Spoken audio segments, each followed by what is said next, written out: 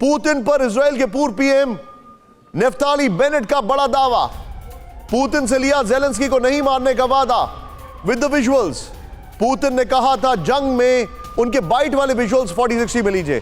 Putin ने कहा था जंग में ज़ेलेंस्की को नहीं मारेंगे। नेफ्ताली बेनेट ने कहा जंग शुरू होने से पहले हुई थी पुतिन बेनेट की मुलाकात।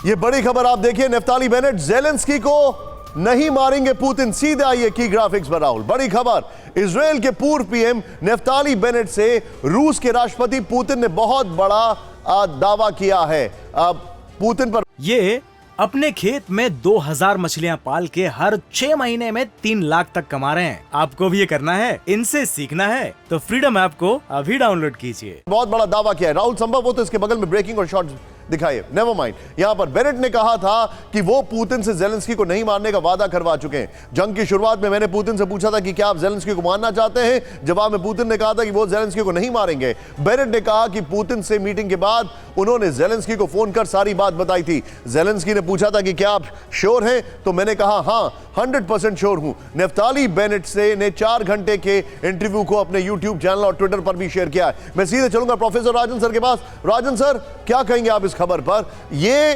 प्रॉमिस लिया गया, सीधे सीधे दिखाई देता है कि ज़ेलेंस्की जो कि एक थिएटर एक्टर थे, ज़ेलेंस्की जो कि एक बहुत बड़े कॉमिक एक्टर थे, उनके मन में डर था। संभव हो राहुल तो यहां पर ब्रेकिंग चलाई।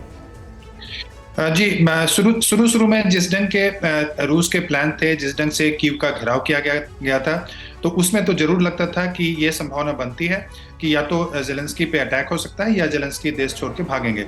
लेकिन यह संभावना काफ़ी पहले की थी। अभी मुझे लगता है कि सिचुएशन पूरा बदल चुका है। और जहाँ तक इजराइल और पुतिन के जो संबंध की बात है, तो मैं बताऊं कि कुछ वर्षों में, पिछले 3-4 वर्षों में इजराइल के संबंध रूस से अच्छे हुए हैं। हालांकि जो ज़ेलेंस्की का जो इजराइल से एक संबंध है, उसका एक ज्यूइश एंसेस्ट्री वाला भी फैक्टर है।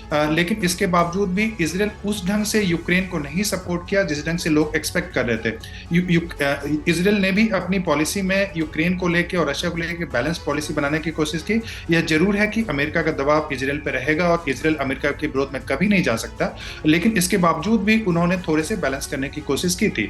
और उसका कारण यह था कि जो मिडिल ईस्ट का जो प्रॉब्लम है, उसमें रूस का एक बहुत बड़ा हस्तक्षेप होता है और ईरान पे भी दबाव बनाने के लिए इजराइल रूस के साथ अपने संबंध को ठीक ठाक रहना चाहता है। ये अपने खेत में 2000 मछलियां पाल के हर 6 महीने में 3 लाख तक कमा रहे हैं। आपको भी ये करना है, इनसे सीखना है तो फ्रीडम ऐप को अभी डाउनलोड कीजिए।